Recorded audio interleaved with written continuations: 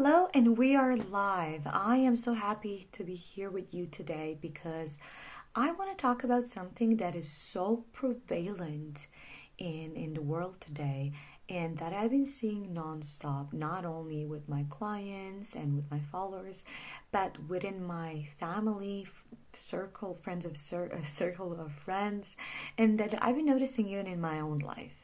And as you know, I am here to support you, neurodiverse visionaries, leaders, empathetic leaders, and then conscious creators.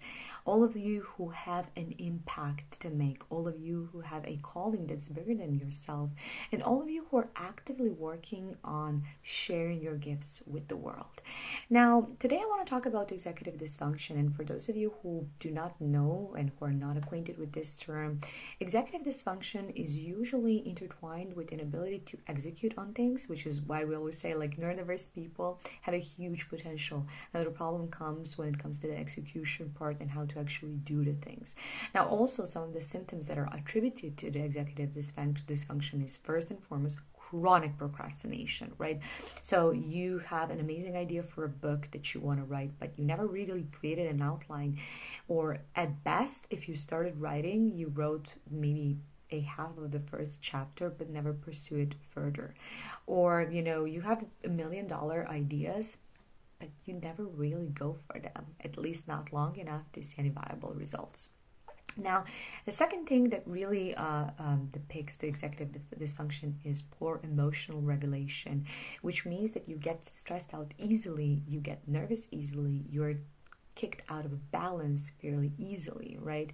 Which means that, I don't know, your computer is not going to collaborate with you. You're going to start yelling, thumping the table, as I'm doing right now. You're going to not really be emotionally regulated. Emotional dysregulation is huge when it comes to executive dysfunction. And when it comes to ADHD and sensitive entrepreneurship, you are not in a driver's wheel of your emotions. Your emotions are driving you. Now, also, there is a huge problem when it comes to doing something that you find repetitive or boring. You're just not going to be able to do it. And executive dysfunction, actually, yes, it is depicted in entrepreneurship, but it can also be seen in our day-to-day life. Whereas, I don't know, making a bed is a nightmare for you. Doing laundry, even sometimes paying bills can, be, you can keep procrastinating on it day in and day out, and you just for the life of you don't know why. So I'm here to help you, and I'm here to shed some light on what is executive dysfunction, how does it comes to be, and what is the root cause of executive dysfunction, especially when we're talking about entrepreneurship and leadership, right? Because my whole point is to help you to execute on your potential, and I believe that the first step is to understand why didn't you do so thus far. The first thing I really want to put out there, the first thing I want to emphasize, that it's not your fault, right?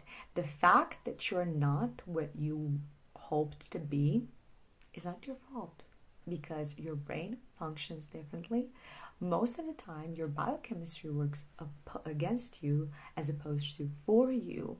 And you are a sensitive person that lives in a very insensitive world, which means that your entire approach to life and entrepreneurship, leadership, business, career is going to be different from the most. And that's fine. Most of us, I didn't even know that I had ADHD since a couple of years ago. And this diagnosis really changed and shifted my life radically. When I then understood, okay, I'm biologically different, I'm neurologically different, but then I also hypersensitive. And when I've started to really honor that is when I've seen massive changes and an actual shift happening. So going back to the executive dysfunction and how it's not your fault, it's not your fault, right? This has nothing to do, if you're procrastinating chronically on the things that you really want to do, or even on things that you cannot stand on doing, most of the time that's not your fault.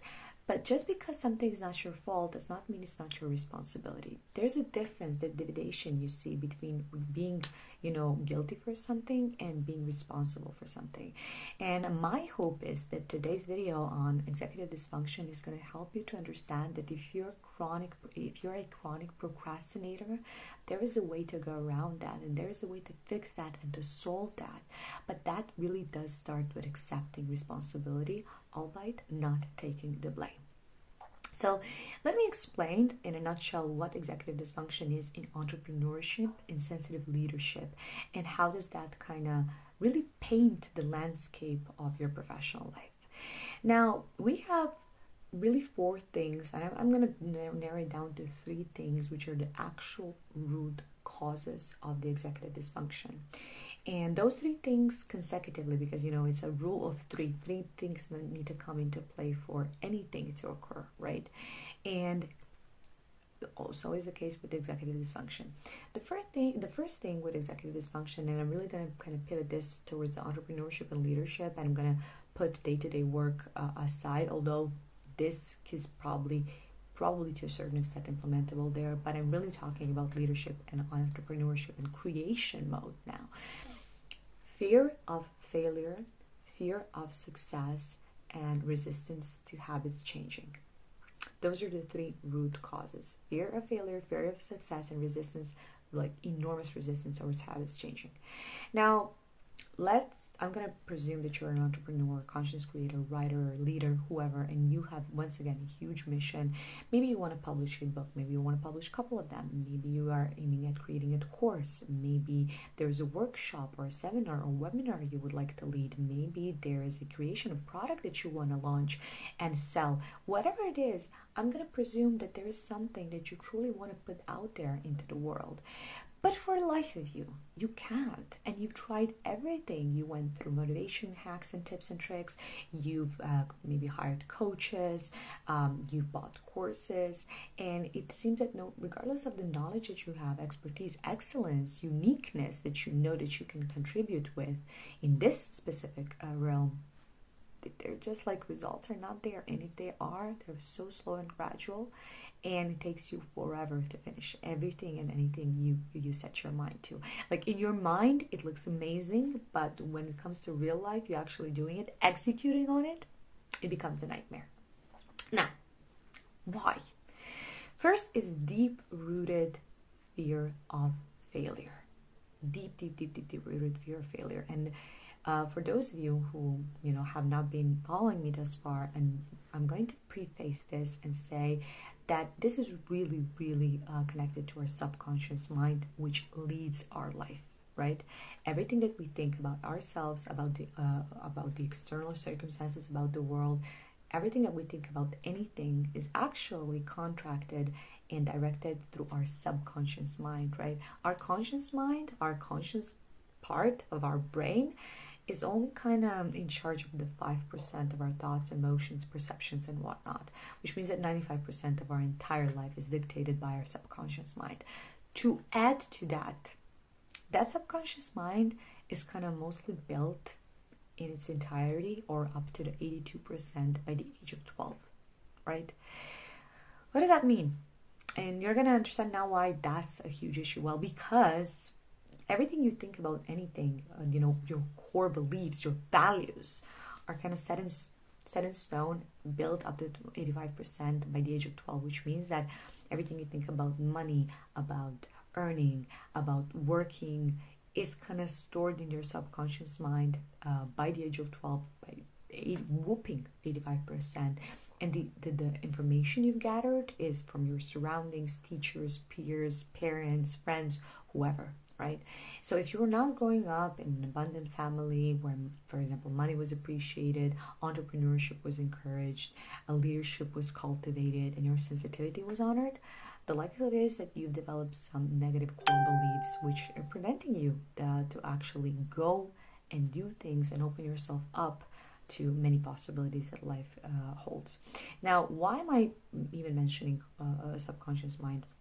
By the way, one of the kind of, I would say, downfalls of this is that this part of the brain, which is called the prefrontal cortex, which is basically the part of the brain which is in charge of rational thinking, pragmatism, logics, is not even fully developed by the age of 24, 25. And yet your core beliefs, which means your core values, which you think about the world and yourself, is kind of set in stone by the age of 12. As I said, up to 85% of your subconscious mind is fully formed by the age of 12. So you see a dissonance here. Everything you think about anything, everything you believe, everything you consider to be true is kind of set in stone or formed up to 85% by the age of 12 before you were even able to logically analyze it, to rationalize it, because Once again, this part of your brain is going to be only developed a decade later. So this is the first problem. And what does that have to do with the fear of failure? The thing is, if you don't fully go for something, you can never fail. And it all stems back from your childhood. And how is failure perceived in your childhood? And what did you see that happens to the people who have failed in one way or another? I've been consulting, coaching, mentoring, guiding, and leading high achievers across the globe at this point. And what I see very often is that in their childhood, failure was a big no-no, right? Failure was not an option. Failure was unacceptable, and failure meant being ostracized from the surroundings, from the community. Literally, that need for belonging, which is a core human need for all of us, every single person on this planet, was not met if failure has been faced. So a lot of people in high achieving families have been having parents who forced them to succeed because failure wasn't an option. And also each time when they would fail in whatever that was, it was this designated feeling of, okay, I'm going to be cut from the connection. I'm going to lose my connection. And it doesn't have to be a connection with a parent or parents. It can be a connection with peers. So, let's say someone was a competitive in sports. Each time when they would fail in sports, they would treat it differently. So failure became, I would say, failing was equalized with death, and also failing to meet other people's expectations, failing to behave in a certain way that was designated to us. Failure of any sorts, of any kind, was impermissible, especially if we were raised by parents who treated failure as impermissible, because then they would always choose safety, right? It's better to work for someone 9 to 5 and be underpaid and taken advantage of than risking at opening your own business, right? Because you can fail and you can lose safety, and all of those things would be told around the dinner table. Bearing in mind that there are many options and scenarios and many ways in which this could play out, but for most of us, failure was equalized with death and with ostracism. With professional athletes, not so much, because professional athletes are kind of used to failure. But if a failure wouldn't result in a success further down the line, that would be a dangerous thing, because there would always be this expectation of, if you fail, you better win next time. The only way that you're failing for good is if you've stopped trying. And that is good or bad, depends on who you ask and how do you observe things. But for us who are highly sensitive and neurodivergent, to have this kind of an input, this kind of information, and also not to mention that for us who are neurodivergent and hypersensitive, we do not only consider failure as a failure, but we also consider ourselves as a failures when we fail. And this is where we start identifying with the failure, right? Especially if been told that some behavior that we've displayed, like, okay, you failed, right? You failed math, you failed geography, you failed English. It doesn't matter. Failure, when every time you failed, you were treated differently. You weren't encouraged to keep moving, to go on, to do better. You were ostracized, you were criticized, you were further on rejected, right? So what do you think when you were that little? What is the conclusion that you've made? You made the conclusion of, oh, I better not fail. I better not fail. And this has created a polarity. From one end, you're going to be successful and do things and start trying and trying, but from the other end, you're never actually going to go somewhere where it's risky, somewhere where the likelihood of you succeeding is not that high, somewhere, uncharted waters, unmarked territory. You're going to stick to what's safe. Unfortunately, that sticking to what's safe most of the time means you're going to abandon your dreams and hopes, because sticking to what's safe is never good, especially if you're a person on a mission. And the bigger the mission, the more times you're going to fail. So this is the first thing. And okay, what does all of that have to do with chronic procrastination? Well, if you never go fully in with something, you can never really fail. And if you failed, you can always say, oh, I'm not a failure because I know in the back of my head I never went fully in, right? And if you don't really invest yourself all that much, if everything just, stays within the dopamine spiking ideation phase, then it's good. It's fine. You can still think about it. You can still fantasize about it. You can still, imagine how good would it feel if you would have your own book written. How amazing would it be if you would lead your own practice? How extraordinarily you would feel if you would be speaking up on the stage in front of thousands of people. But you're never actually going to put yourself in a position to truly care, to truly fail times and times again, because once again, your nervous system is perceiving failure as danger. Your subconscious mind is perceiving failure as a death sentence, so to speak, proverbially speaking. So you're never going to actually go for it. The second deep-seated reason, the root cause for executive dysfunction, is fear of success. Now, I've covered the fear of failure through and through, and if you want to watch that part, just kind of rewind. But let's now talk about fear of success.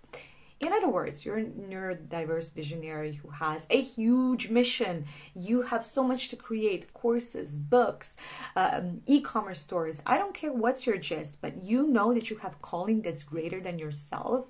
Yet you keep procrastinating. Yet you're starting and stopping. Yet you have problems with starting to begin with. Yet you're playing small, whereas you could be playing so much bigger, right? And what is that? Fear of success. What happens when we succeed? What happens when we obtain a certain level of success? First of all, it comes with a severe discomfort and through severe discomfort. And second of all, it doesn't come naturally. It doesn't feel natural. It doesn't feel right? Because your entire world is shifting, your identity is shifting, your habits are shifting, so it won't feel neither comfortable nor nice. But the more success you attain, the more exposure you're actually going through, the more prone to the criticism you're going to get. Because it is fairly easy to leave something if you haven't even started and just to walk away from it. But if you really want to start with something, if you want to, you've put your time and energy, you spoke, you had hosted workshops, you were promoting your events, you invested money and energy and time. And now all of a sudden you're growing. But a part of you wants to stay private. A part of you wants to stay hidden and protected, because there is a lot of us who are actually afraid of our own greatness. Because greatness and exposure mean visibility, mean more proneness to the criticism, mean being a well-directed target. And if we've witnessed throughout our life that the more successful we're becoming, the more distance there is between us and our peers, us and our family, us and our surroundings, the less we fit in. And once again, this core need for belonging is such a deep-rooted core need for everyone on this planet, whether we want to admit it or not. The fear of success might be real. If you succeed, when you succeed, you cannot just walk away just like that. You're going to be visible as never before. You're going to be a target for a lot of criticism and bad things. And a part of your subconscious knows that. So what do you think ends up happening? That project that you want to launch, that book that you want to publish, that course that you want to put out, that coaching business, that consultancy practice that you want to see, that's changing lives across the globe, that's not going to happen, because the main preoccupation of your not only subconscious mind, but of your nervous system is to keep you safe. Success is not safe, and it's not perceived as being safe. So from one end, you have blockage in terms of a failure, right? Because fear of failure, fear of success. And not to mention that, and this is honestly one of the most important things that you can hear in today's talk. When we are talking about executive dysfunction, I would really like for you to pay attention to the following. Because we're hypersensitive, because we're dopamine deficient, because we're neurologically different than neurotypicals, our approach to the entrepreneurship needs to be different, to life in general, but to the entrepreneurship is in particular. Why? Because we are going to be reacting to adrenaline and discomfort fairly differently. Think of a traditional model. When you're opening a company, when you're running your own business, when you're taking risky decisions, and you're taking risky decisions all along the way, you're going to be in and out. You're going to be, threatened lightly, and then you're going to go into the extreme discomfort, and then you're going to kind of push through it, walk it off, and then you're going to keep going. And this is what neurotypicals do. we, neurodivergent, especially when it comes to our own business, right? So much less when it comes to other people's businesses and when we're on a higher positions elsewhere, but when it comes to our own businesses and even more so our own personal creations, what ends up happening is that we do take 2 steps forward, we feel this extreme discomfort, and then we shut down and close off because our nervous system is signaling danger alert, danger alert, danger alert, because extreme discomfort for us is deathly terrifying. It results in trauma freeze response in which we're immobilized by our own nervous system, who perceives this discomfort as a threat. And I mean as a threat to our life, to our existence. So you see, executive dysfunction is actually a nervous system response. And with highly sensitive people and people who are neurodiverse, this nervous system response consists of, okay, I better be, fighting, flying, mostly like fight, flight, or just freeze. Freeze mode is very, very frequent, and I've seen it a lot, especially in the sensitive communities, especially within high achievers, within the circle of high achievers who really have a mission and vision and impact to make. But whenever they feel extreme discomfort for a prolonged period of time, they do not get fueled by it. They don't tend to walk it off. They actually get distorted. They get frightened. They get frozen, and then they just go back immediately, just run back, right? So I think this is very, very worthy to mention, because not all of us have the same resilience, same stamina, and we're not all going to react the same. By the way, this is also, I've seen this being applicable when someone's running their own business, but when it comes to their child or spouse or partner or parent, their reaction is going to be completely different. Once again, what I really want to point to is that, especially when it comes to business running, professional and career development, a lot of it is extremely psychological, energy-based, and mental, which is very different from the physiological work. And this can explain why someone with kind of going through an extreme discomfort in a physical realm, kind of being able to walk miles, run marathons, or even physically protect their child when they feel their child is threatened, and then in opposition to that, they're not able to handle a sales call, which is insulting to say the least, right? One would think, okay, but this person has just shielded their own baby from car and they're now breaking on a sales call. Yes, it's possible. And actually, this rejection sensitivity, which we all have and which we all suffer from, because when we're rejected, we feel we as people are rejected, we as human beings are rejected, we are deprived in that moment and maybe forever of connection. So rejection sensitivity with us is a real deal. But going back to the executive dysfunction, what is the last piece of the puzzle, basically, and what is the biggest thing and what is the prevalent issue is the resistance to the habits changing. Now, I'm going to say this. If you are a chronic procrastinator, and if you're someone who's starting and stopping, and if you're someone who has emotional volatility, kind of a trademark in their life, professional and personal, which means that your emotions are most of the time taking the driver's wheel, not you, yourself, but your emotions, right? They are kind of dictating your day, your week, your life, right?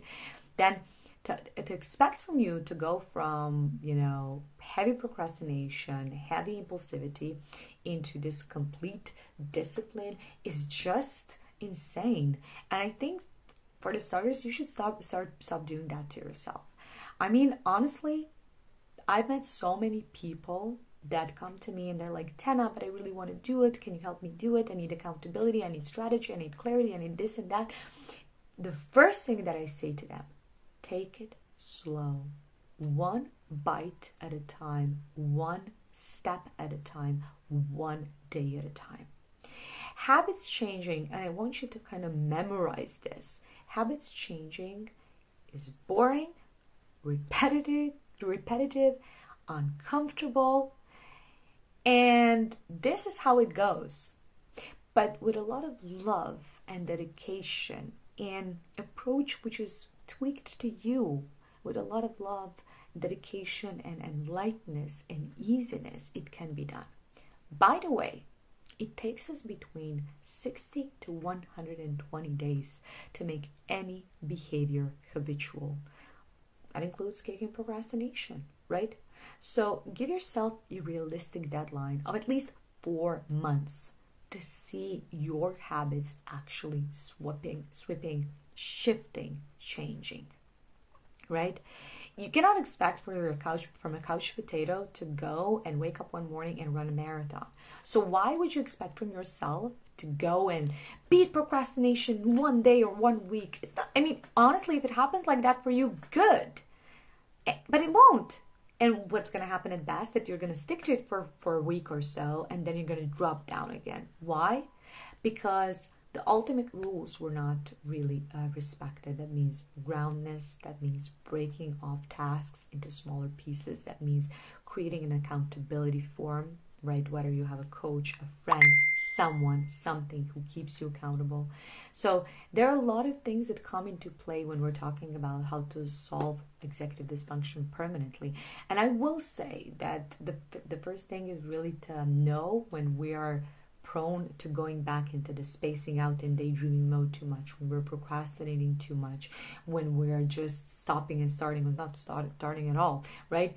And to know, okay, I'm in this mode, my executive dysfunction is currently ongoing. How can I bring myself back to my body? Because honestly, this is essential. The grounding part, being in the here, in the now, having a breakable tasks, executionable tasks, and making sure that you get your dopamine. If you have ADHD, you're dopamine deficient, which means that you have to work so much harder on getting your dopamine and being able to be high on your own supply. Which, by what I mean by high on our own supply, I mean motivation, right? And to know how are you going to persist and go through things and do the tasks even when motivation is low.